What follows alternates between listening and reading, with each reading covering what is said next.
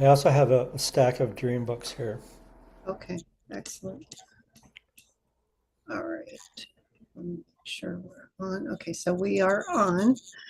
Well, welcome everyone. I'm Roxanne, and you're watching Fabulous Spoils. And my guest today is very interesting gentleman. His name is Patrick, and Patrick has been studying dreams for a long time. And so we're going to talk about dreams today. So I would love for you, Patrick, if you could please introduce yourself, and then I can start asking you some questions, and we'll go from there. All right. Well, Roxanne, thank you so much for having me on. I Yes, thank appreciate you. that. And so my name is Patrick James, and I've been writing my dreams down, for about not 60 years, but I'd say about 55 years or so. I've been writing my dreams down and thinking about them, thinking about what they mean, and doing research on that. And I have belonged to the International Association for the Study of Dreams and gone to their conferences that they have yearly. And have also been a member of a dream group. We work on dreams together for the last 18 years. So I've been pretty involved with dreams for most of my life, I would say. Nice, nice.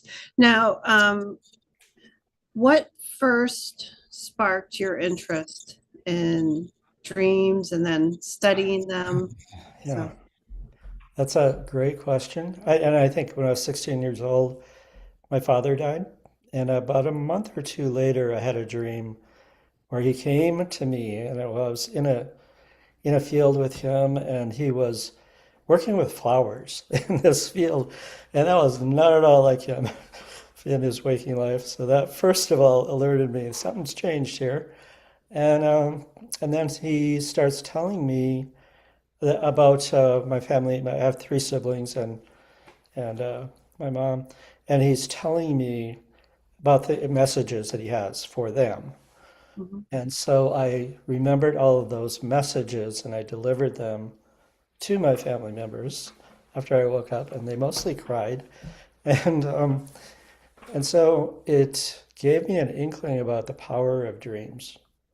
And not only the messages were right on, but also just the fact that I could get this information just by having a dream. And I think I wrote that one down. I don't think I have it written down anymore, but Mhm. that was the beginning. And just to let you know, I did have a dream when I was 18 that really set me on the path because I was a freshman at the University of Minnesota and I was taking an art history class. And in the dream, I had an art history test. In order to take this test, I had to go to an ancient temple made of stone, go up to the second floor, was totally devoid of furniture or anything like that. And then I discovered that the test was oral. And so they were asking me all these questions, and I was standing near a window, and I looked down, there's a man sitting in a chair on the first floor on the lawn, sitting at, it was like a desk. So he starts asking me, oh, so when did you first start thinking about dreams? Why is it important to you to remember your dreams? And so these questions went on and on, probing me about my dream life. I had never thought about it like that before. And I was taking a test, so I had to be really focused and really thinking about it. And as I was giving these answers, the man was changing from, he started out as like a 20th century man, he changed into a Native American man sitting on the lawn, and then he changed into an Indian yogi, and he was slightly depressed into the lawn, and then finally he was a mummy. And I woke up from that dream and I thought, oh my God, I've been tasked with something here. Yeah. Um, this is an important thing. And that dream was more like a vision but of a life purpose. So that really set me off. And then I started recording them in earnest. Mhm. That's pretty incredible. Um, and then, I'm sorry, when did you first start doing this? You were 16? I first had that dream. I think I wrote it down. I'm not Hmm. sure, but that was the dream I had about my father when I was Okay. 16 when he died, and then I dreamt about it a few months later. Yeah. Yeah. I had a traumatic experience like that when I was um, much younger. My brother was killed in a car accident on his way to work. And in fact, he was in a different country entirely. Wow. He was a passenger in a minivan, and they were in Australia, in Sydney. And I guess the story is a big Mack truck just T-boned the minivan that Oh, he was wow. in. And um, anyways, he was killed instantly, and his best friend was in a coma for 4 weeks after that accident. Um, but about a month, I don't even think it was a month after that, um, he came to me in a dream, and I just remember calling out his name, which is Ian. And I said, "What's it like over there?" And he says, "Don't worry." He would call me Rocks. He's like, "Don't worry, Rocks. It's all good." And and then this is the funny part. Then he walked away and with a big joint. So I'm like, okay, everything's good, I guess. But I love it. but he was a year younger than me. And so we were, even though we were stepbrother and sister, but we were pretty close. So yeah. But that was a long time ago. Yeah, great dream. And yeah, but the day of his funeral, two bald eagles flew up overhead. So that was pretty spectacular to see that. To look up and see them right over us. Mhm. I felt that that was very special. Mm, So, that's excellent. yeah. So sorry to, go off on that Yeah, tangent. that's great content. Yeah. Um, Mm, yeah. So I guess what I want to ask you is, how come some dreams we remember from when we were a child, mhm. and then other dreams we don't, we forget about? But there are a few dreams personally that I still remember, even from when I was like 5 or 6 years old. Wow. So they Yeah, were that's beautiful. pretty, I guess, special or something. So, um, Yeah, well, people in the dream community tend to call those big dreams mm, because they are dreams that make a strong impression on your waking life.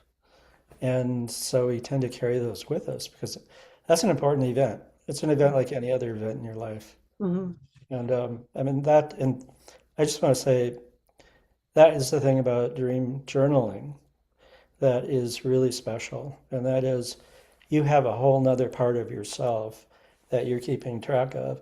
And it's very interesting that later to go back and look at all of that history or some of that history whenever you want to, and realize that you have this whole other part of yourself. If you haven't been keeping track at all or thinking much about them, and you start, it will open up a whole new part of you. mhm, And I think that's magical, actually, personally. That's my per personal feeling about it. mhm. Yeah, yeah. And then, um, are you um, are you involved in like I guess, a dream type of a group? Is there such a thing? Yeah, for 18 years. Okay. And so what we do is we get together about once every 2 weeks, and we've done that for 18 years. Hmm. And we work on one dream, and we work on it all together. Hmm. And we each come up with, and we ask questions, and we go through a process. And then we get to a point where we get to express, well, if it were my dream, I would say this and this and this. So it's keeping the ownership with the dreamer. The dreamer is the one that ultimately gets to decide what their dream means. But we all get to say, if it were my dream, I would say, look at this aspect and this aspect and this aspect. And eventually, when you get all that together, the dreamer has five new perspectives to go home with, Hmm. and they can sift through it and decide what they want. And then all the rest of us have their dream to carry with us because we've been working on it intensely for 2 hours. And so that's how that process works. And Okay. if people And have an interest in starting a dream group, there's various ways of you know getting them going. oh, I'm sure there are.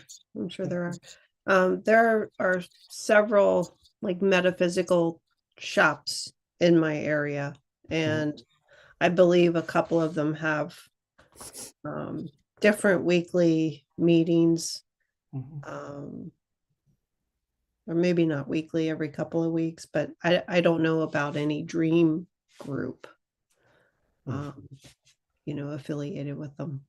It's a little bit rare that dream groups actually form Mhm. because belonging to the International Association of Dreams and talking with people from all over the world that are involved in dreams.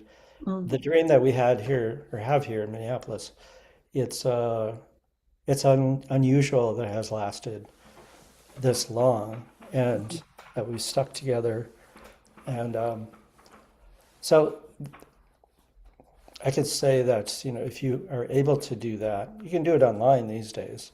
Oh yeah. We started out just meeting and then eventually we went online. But I think if you can do that, it's great. Mhm. It can be a really great experience. Yeah, I think that in person um, might have more meaning than just online, because it's more, Yeah, I think it's more personable versus doing, you know, just a standard Zoom meeting I agree. every couple of weeks or whatever. So, um, because I think you can really feel that person's energies more so when you're, in the same room as them or sitting next to them. Definitely would feel um, some of their energy, Yeah. and really see it in their persona, so to speak.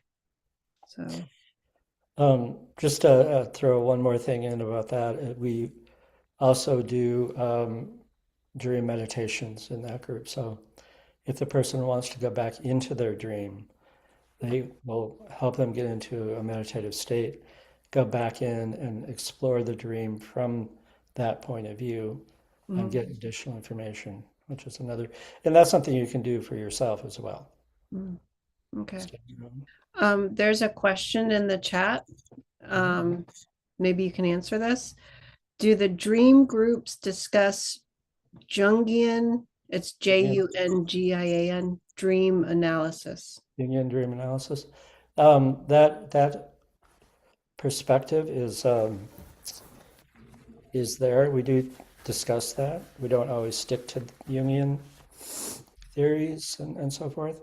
Mm, Um, but it does come up, yeah. The archetypal dream work that Jung talked about. He contributed a lot to dream work.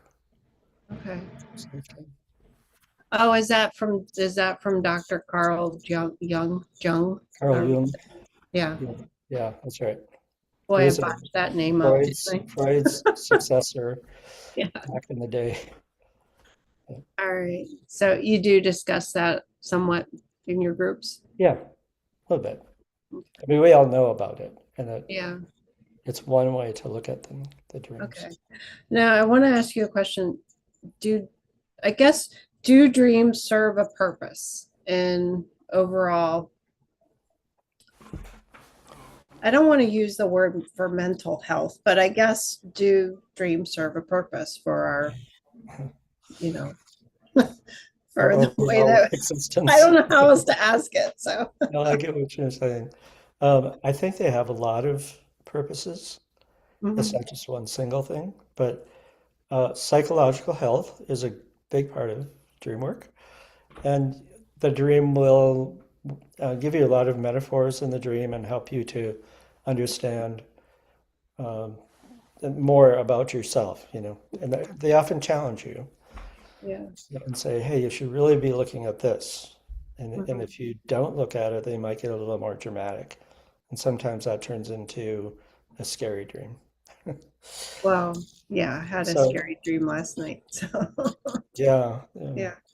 Um, uh, Jennifer is in our chat, and she says that she studied Jung for many years, and she has read his books. So on the dream analysis and things. Yeah. Um, so what,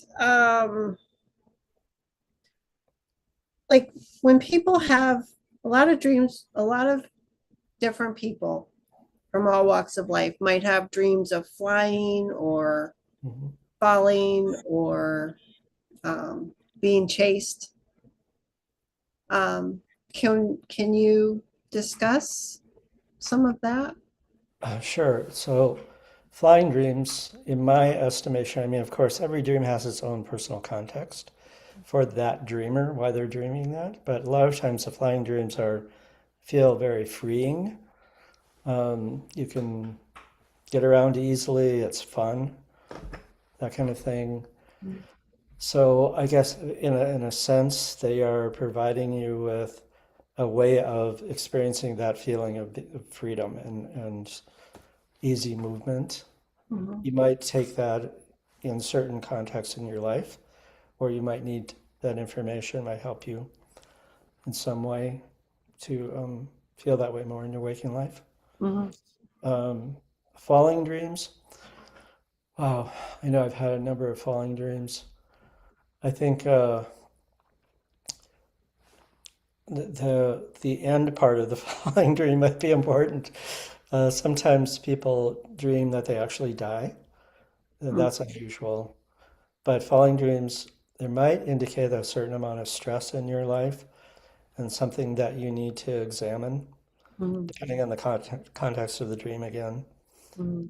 I hate to put them all in one category and say one thing about them. And then you said running away, being chased. Being chased. Yeah. Yeah. And that kind of goes back to the whole idea of something that you're maybe not wanting to look at, Mhm, and the mhm, one way to deal with those dreams, if you have a number of them, if if it's a chronic thing and you don't like them, for instance, before you go to sleep, tell yourself, tonight I'm going to turn around and face whatever it is that is chasing me. And I'm going to say, what do you want? How can I help? Because those things that are chasing you, they're usually part of yourself that you don't want to look at. mhm, And mhm, so when you do that process, and a lot of people have used this with nightmares. When you do that process, a lot of times you can resolve the issue. You get surprising answers a lot of times. It's like, I just want to talk to you, and you can have these conversations. And so mhm. it can be really, really a positive thing if you look at it that way. Nice, nice. Um, let's see. And then what about, I guess, and you can tell me if I'm correct on this or not, but when people have recurring dreams, like similar dreams, Mhm. um, would that mean that maybe they're worried about something or Well, overthinking sometimes something? recurring dreams can be nice, depending on you're saying a negative recurring dream? Just a That's recurring dream in general. So I don't know, like the hamster that runs in the wheel all night long, night Well, after night. if it's something really annoying or something you want to Mhm, end that cycle, mhm, then I would suggest what I was talking about. Try to try to go into the dream and reprogram it in some way. mhm, Um, when you're journaling the dream, you write it down, you look at the metaphors, and you try to figure out, well, what is it that I'm not looking at, or what is it that I could be doing differently? mhm. And by doing that work, a lot of times that will resolve them as well. Um, so those are two ways I can I get to, Okay. now sometimes I just mention that dreams do have themes. I've noticed in my recording my dreams, I'll dream about one particular theme that might be for several days or several weeks. And I'll have, several dreams on that theme that, and then it kind of fades away and I go into something else. But that particular aspect, it's not bad. It just means you're still working on that particular issue and you know, it might take a while to get through it. Mhm. Okay. Now, can people train themselves to control what they dream about? Well, That is that a thing? you can, sure, sure. You can work on that by, let's say that you want to dream about a particular thing. You can repeat that to yourself over and over before you go to sleep. Hmm. So I'm not sure what just happened, but Oh, I don't know. So, but that was weird. Um, anyways, I here we go. I don't know, my finger, I think, hit a button. So sorry about that. Um, so we covered falling dreams and flying dreams. Um, and then what is lucid dreaming? What is that? yeah, so lucid dreaming is a dream in which you realize that you're dreaming while you're dreaming. And when you realize that you're dreaming, you can change certain aspects of the dream. And it can be really fun. So, but thing I want to say about it is that you can't control the whole dream. Hmm. You have a certain larger area of reference in the dream when Hmm. you're lucid dreaming that you can control. Let's say the character comes up to you that you don't really care for. You can say, "Well, this is just a dream. I'm going to go over here instead, not deal with the person." Um, or you can decide various things in the dream that you want to experience or don't want to experience. And a lot of people think that lucid dreaming is sort of the apex of dreaming. That if you can get to that place that you have achieved something in terms of your awareness within dreams. Hmm. And so a lot of people try to get to that place of lucid dreaming. Um, That Personally, sounds like what happened to me last night, that lucid dream yeah. that I Did you? explained to you. Yeah, that was pretty close to a lucid dream. If you realized you were dreaming, Hmm. and yeah, definitely. Yeah, I knew that I was. Okay, yeah. Um, but it was, well, we don't have to talk about the dream. Hmm. We can, but so I will since I brought it up. Um, so I I knew that I was dreaming, but I wasn't in the dream originally. It was like almost like something on a TV screen. And I see several people on what looked like a bus. And in the back of the bus, there was a woman being harmed by a man. And similar to kind of what's going on today, right? With with all of the craziness happening today. And this poor woman, she was screaming, and there was blood, um, and nobody was doing anything on the bus to help her. I think they were scared that they were all going to be killed if they attempted to stop this individual from harming her. And somehow I ended up, and I knew it was me, and I could see this man's face, and he was just so angry and evil and dark. Um, and I said to myself, I said, please, God, help me. And then and I think it was one of my guardians just reached through my body and grabbed this man by his throat. And it was like I could feel my hand squeeze around his trachea. But eventually, I felt that he stopped doing what he was doing. And I felt his trachea kind of crush in my hand. And I was like, what the heck? And I woke up and I forced myself to wake up. I was like, what was that? And I went and I got water and I let the dogs out. I went back to bed. I was like afraid to fall back asleep, but eventually I did. Mhm. And then, I was fine after that. So I feel like part of me was able to overcome that fear Mhm. and help save that weaker, um, you know, person that was being harmed. Not weaker, but the person that was being harmed. That's what I felt like. And so, what did you take from that dream? Take that I have some powerful spiritual guides, Yeah, I'd say so. some guardians that when I asked, they were there Yeah. And for now, sure. I mean, that could qualify as a nightmare, but you actually were triumphant in that dream Mm, by asking for that spiritual guidance and mm, help. And I think you can do that in other scary dreams, or a person could do that mhm, in a lot of different scary dreams.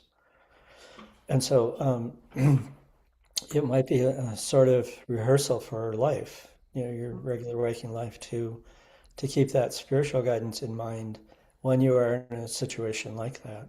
You can call on that spiritual help well, to hopefully I'm not ever in that hopefully situation. you aren't ever. That's right. Wouldn't wish that on anyone. Absolutely. But anyways, I mean that was pretty wild Yeah, to it's very intense. yeah, to visualize that. Um so yeah, so I think what we were talking about with lucid dreaming, I mean, if we can use that as some type of a symbology to our maybe our day-to-day life, like obviously keep our heads on a swivel and always be alert of our surroundings, um, just in general. Mhm. So for me, for that, and just trust in God and the divine spirit. I have a book here I can hold up. This is Robert Wagner, Mm, and he's written a lot of books on dreams, but this is an especially good one on mhm, lucid dreaming.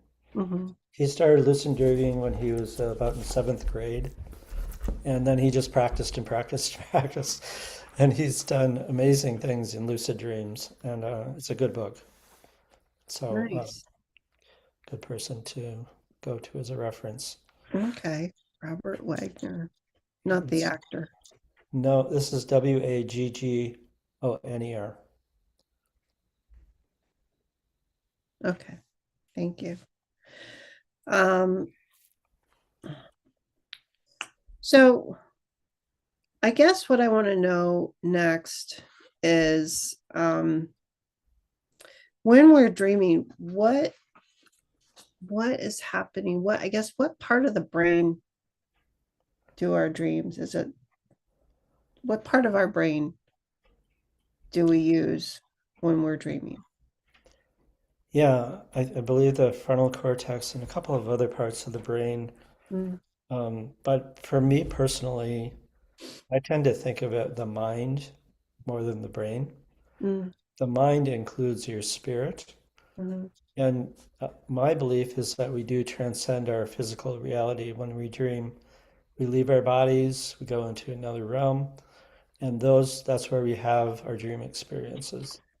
okay. So I have a slightly different view than the scientific. Hmm. Yeah. And maybe I know you shared the dream, from when you were a young man, 18. But what are some other, I guess, influential dreams maybe that you can talk about that have occurred? Mhm. Well, I'll tell you, I've had a number of precognitive dreams, Mm. and one that I can think of that is the most precisely precognitive dream that I think I've ever had. I was taking an improv acting class. And of Mhm. course, in improv, you don't have a script, so nobody knows what anybody else is going to say. It's all totally improvisational. And so had taken this class for a number of weeks. And one night I had a dream that I was going to have the class the next day. And I dreamt that I was in the class and we were all lined up, like all the students were lined up on the stage. Teacher was sitting in one of the seats, and the guy in the middle, who I knew from the dream group, from the improv group, he suddenly laid down on his back and started waving his arms and feet around, making this funny noise. And so that was the dream I had. The following day, I went to the class. The instructor said, I want you to all line up on the stage. She'd never said that before. Ah, So we got up there. The guy that I talked about was in the middle. And, a few minutes in, he lays on his back and he starts doing the exact same thing as in the dream. And I'm just standing there aghast. And so that dream really said some things to me because I think, I've always known or thought that, well, in the dreaming realm, linear time doesn't really exist. And we can go and we can sort of travel into the future, the past, that kind of thing. But this one, just like, there's no doubt about it. It just seemed like to me to be absolute proof yeah. of cognitive. Um, let's see. Um, so let's talk about cultural, different cultures maybe, and how dreams are interpreted, you know, Mhm. from these different cultures. Maybe um, Native American or um, some indigenous tribal, culture. So, I would say I don't have an extensive knowledge of that, mhm, but I can think of a particular um, aspect of dreams. According to another author that I'm aware of named Robert Moss, he has worked with Iroquois tribal members on the East Coast where he lives. mhm, And he, in his writings, has said that what they did back before you know, in before the Europeans arrived, in their quest to find buffalo and game, the shaman would go into the dream state and he would dream about where the buffalo is. And then the next day they would go and find the buffalo. mm, And so that's one thing that I can think of that we don't do in our culture. We could do it, we probably could do it, but they have honed it because that they depended on that totally. That yeah, was a way of knowing things was through dreams and visions. So there is that aspect too. If we want yeah. something, we might try to cultivate a dream about it, and it might help us receive it. So, do you think some of these dreams could be like similar to maybe remote viewing Yeah, I think there's a in some relationship aspects? there. Yeah. Um, Remote viewing normally is done from waking state, obviously, Mm-hmm. and but there is a state. There's what's called the liminal state, which is in between waking and dreaming. Mm, And I think remote viewing gets a person into that liminal state mm, where they can access some of that same uh, type of information that transcends time and space barriers to pick up information. yeah. Okay. So, um, for somebody who maybe doesn't dream Mhm. regularly, myself, up until recently, I haven't recalled any dream in close to 10 years time, but I would see visions while I'm awake, Mhm. but no dreams that I can recall. So what do you say to somebody? Oh, you're dreaming, you just don't remember it? I mean, Well, we all dream every night. mhm, You have 4 to 6 sessions of REM sleep in an 8 hour period. And in the REM sleep is when we dream. And those REM sleep periods can be like 40 to 90 minutes, something in that range. mm, And they get longer as you get closer to your waking. So you might have a really dramatic, longer dream before you wake up. And, a lot of people can relate to that. yeah. But I'd say the number one thing, if you want to remember more dreams, write them down. If you have, okay, first of all, when you're waking up in the morning, it's good practice to not wake up and spring out of bed. What you want to do is, as you're coming from the dream state or the sleeping state toward waking, examine any kind of dream material that might exist there. It might be just a little flash of an image.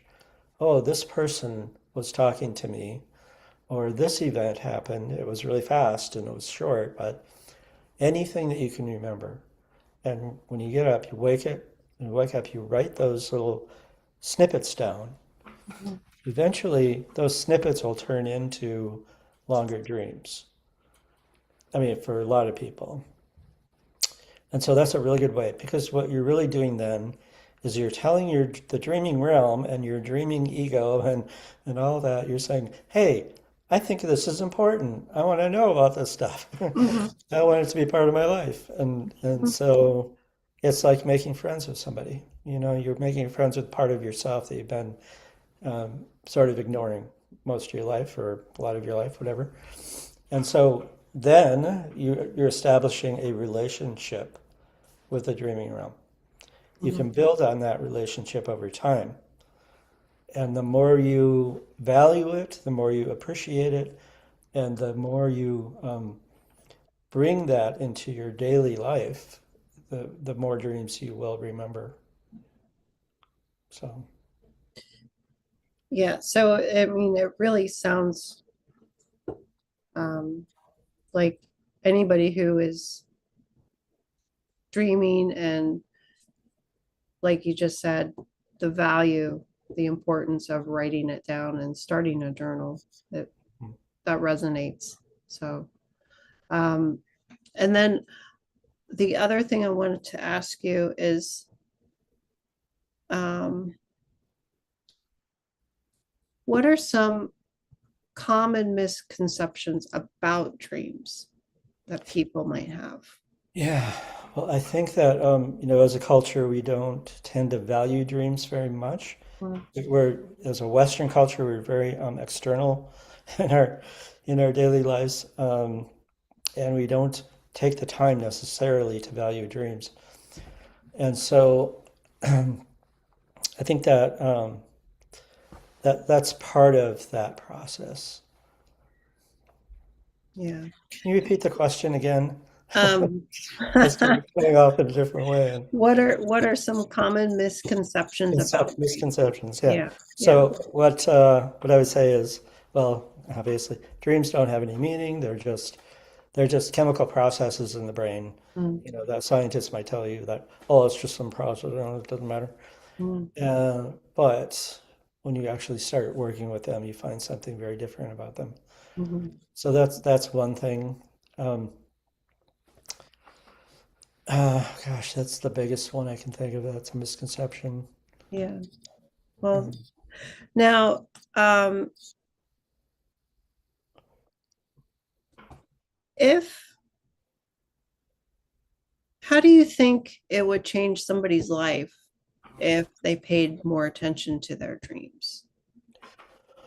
well, I think that because dreams, I was told in my dreams, well, going back to that first original dream where I was being quizzed on dreams for a test, Mm-hmm.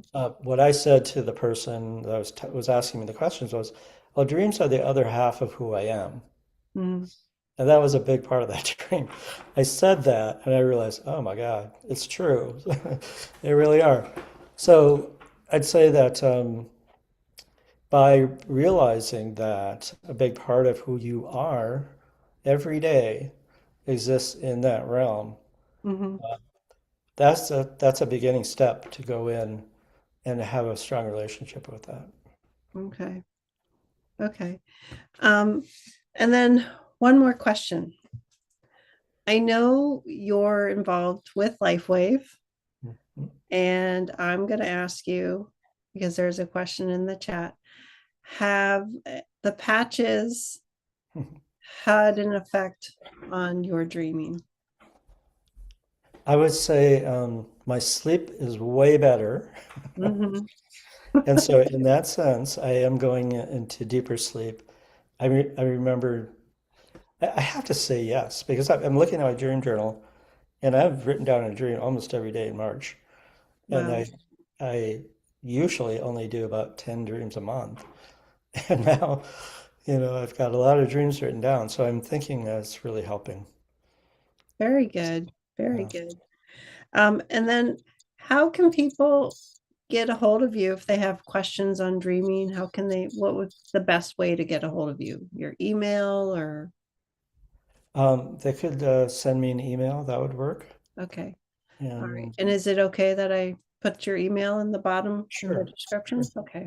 They can contact you Mhm. if they have questions on dreaming Yeah, or the patches. with the patches. Yeah, yeah. All right. All right. Well, Patrick, thank you for your time. I really appreciate the conversation and the insight on the different dreams. And technically, on my end, I had a couple of kerfuffles, so those That are happens. straightened out. And hopefully, people enjoy at least listening to us, even if they couldn't see us for a bit. But It was great yeah, talking with you, Roxanne. I really yeah. appreciate it. Well, thank you. Thank you for being here. And thank you, everyone in the chat, for watching and listening and commenting. I appreciate all of you. And I will see you the next time.